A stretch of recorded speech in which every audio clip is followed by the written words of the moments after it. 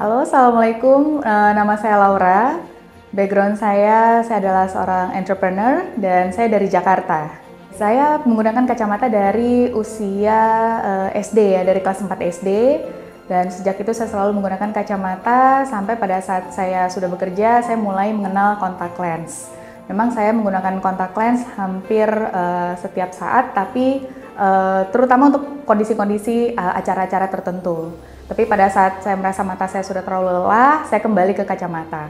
Dan itu minusnya dan silindrisnya semakin bertambah tahun, semakin bertambah juga angkanya gitu. Saya jadi sangat tergantung dengan kacamata. Setiap saya bangun tidur, saya harus mencari kacamata saya. Jadi yang sering terjadi adalah kacamatanya patah karena ketiban, keduduk gitu ya. Jadi saya harus beli lagi dan beli lagi. Nah, kemudian saya menggunakan soft lens karena saya pikir itu bisa membantu menyelesaikan masalah gitu. Saya nggak perlu pakai kacamata, hidung saya juga biasanya kalau pakai kacamata di sini suka terasa merah gitu ya, perih gitu karena minus saya sangat tinggi gitu. Jadi berat kacamatanya gitu. Kalau digunakan dengan plastik pasti kan jadi tebal. Jadi saya pakai kaca yang akhirnya berat.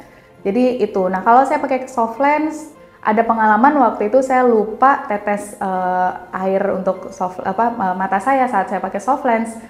Itu tiba-tiba mata saya sakit sekali, sampai saya lepas pun masih sakit, dan ketika saya cek ke dokter mata ternyata soft lensnya itu menjejak ke kornea. Jadi pada saat dicek, memang mata saya terlihat dari kasat mata nggak apa-apa, tapi pada saat dicek dengan alat itu sudah ada jejakan soft lens di kornea, dan itu luar biasa sakit. Sempet saya kapok nggak mau pakai soft lens, tapi setelah udah sembuh ya saya kembali lagi pakai soft lens. So saya memang mencari gimana caranya saya bisa lepas dari kacamata dan soft lens.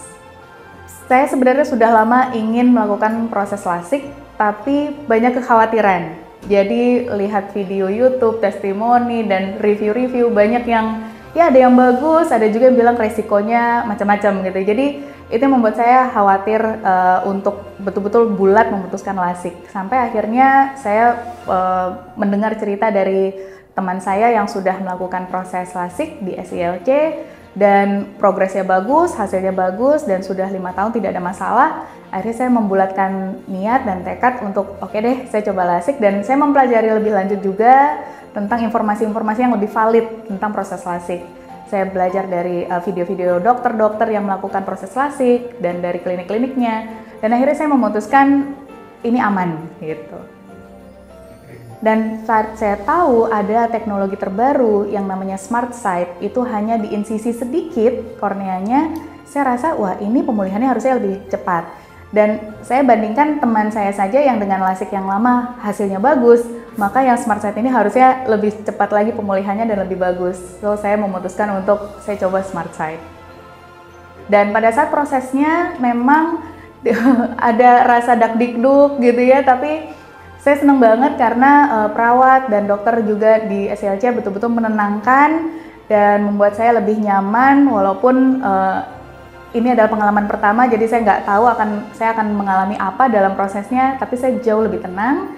Dan ketika dilakukan proses LASIK-nya pun, walaupun ada rasa khawatir, tapi karena tindakannya tenang dari dokter dan perawat, jadi saya merasakan sangat-sangat sedikit ketidaknyamanannya gitu. Jadi lebih banyak nyamannya gitu, nggak sakit, karena diberikan bius juga ya, bius tetes, kemudian prosesnya sangat cepat, dan setelah selesai saya langsung bisa melihat walaupun belum terlalu tajam, dan hanya dalam 3-4 jam kemudian mata saya udah enak, udah nyaman.